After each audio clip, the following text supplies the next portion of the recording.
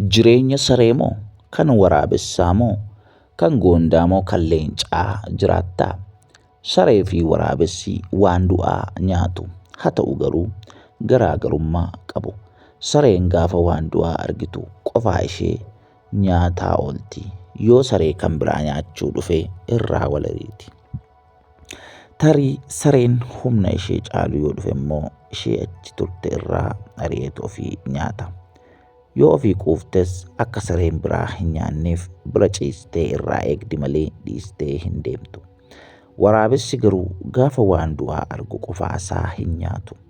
Iyyeeyyuusee itti wal waama. Daqiiqaatti waan du'aa sana tokko otoo hin hambisiin gosa isaa wajjin fixanii deemu. Waraabessi ofittoo miti.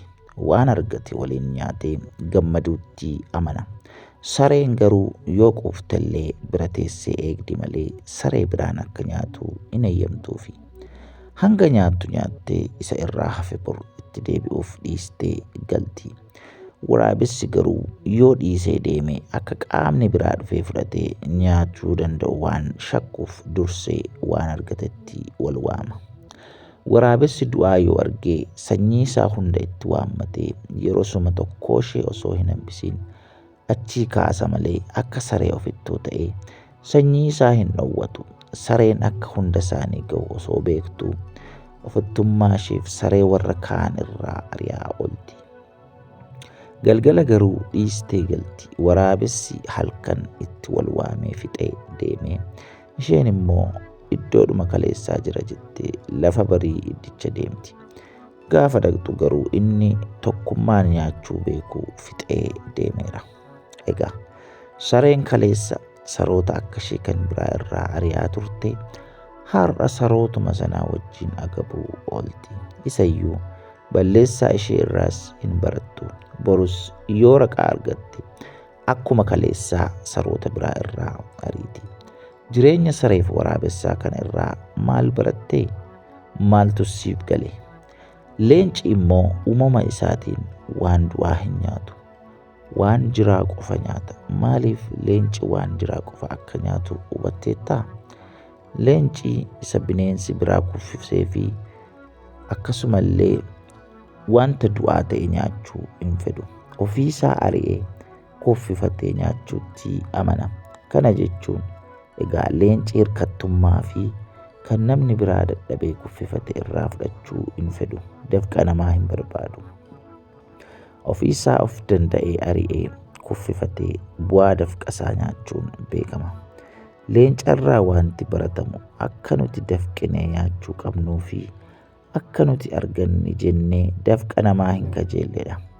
Ofii keenyaa hojjennee akka qabaachuu qabnuu hubanna. Namni hedduun garuu isa namni biraa dafqee argate karaa dalgaan itti godhee nyaachuu barbaada. Haadhoo ko isa namni biraa itti dafqee hin hawwin. Bira darbi isa kan kee ariitii qabiitii ho'aa isaa nyaadhu. Dafqa ofii nyaachuun ni mi'a. Osoo ariitee qabuu dandeessu raqatti hin goriin. Ofii kee fiigadhuu ho'aa isaa kuffisii nyaadhu. Egaa wantoota garaagaraa goondaa fi ijoo biraa immoo akkasuma waa'ee isaanii guyyaa biraa isiniif qabannee dhufna. Viidiyoodhaan jechuudha. Wanti kun ergaa qaba yoo jettan, dhaamsa qaba yoo jettan waliif qoodaa. Egaa wantoota ergaa dabarsan akka kanaa bareechinee isin biraan geenya wanta ta'eef subscribe gochuu maatii nuuf ta'uu hin dagatinaa. Kun dhugaadhumatti dhimmi leencaa waraabessaaf saree kun akkaataa ajaa'ibaatti ergaa dabarsa. Amala saree fi waraabessaa akkasuma kan leencaa yoo ilaaltan wantoota irraa barattan qabdu wanta ta'eef akkasumallee egaa wantoota kana caalaa isin barsiisan hanga isiniif qabannee dhufnutti subscribe gochuudhaan maatii nuuf ta'aa isiniin jenna. Akkasuma namaaf qoodaa. Namni irraa haa baratu warra jettan wanti kun nama barsiisa. Irraa barachuuf ni ta'a yoo jettan hiriyoota keessaniif qooduu hin dagatinaa. Akkasumallee hanga deebinee waan bareedaa haaraadhaan dhufnutti egaa nu eegaa toorarraa hin dhabaminaa. Nu jajjabeessaa, nu tumsaa isiniin jenna. Tumsi keessan nu barbaachisa wanta ta'eef jechuudha.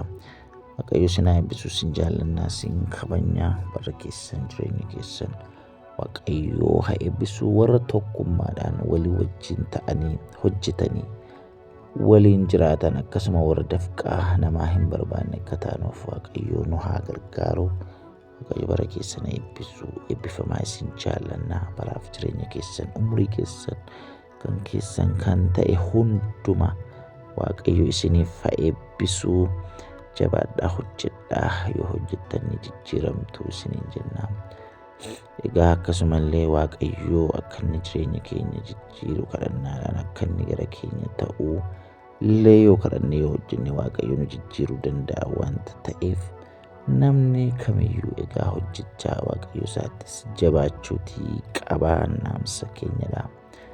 Isin gargaare Waaqayyoon galateeffachaa aga dandeessan yoo hojjettan Waaqayyo immoo isiniif eebbisaa. Waaqayyo isin haa eebbisu. Waaqayyo gara keessan haa ta'u. Shaaloom isin jaallanna. Kun miidiyaa isin jaallattanii hordoftan Gonfoo miidiyaadha. Subscribe gochuudhaan ammallee maatii nuuf ta'aa, nu hordofaa. Isiniin jennaa galatoomaa, yeroo gaarii qabaadhaa.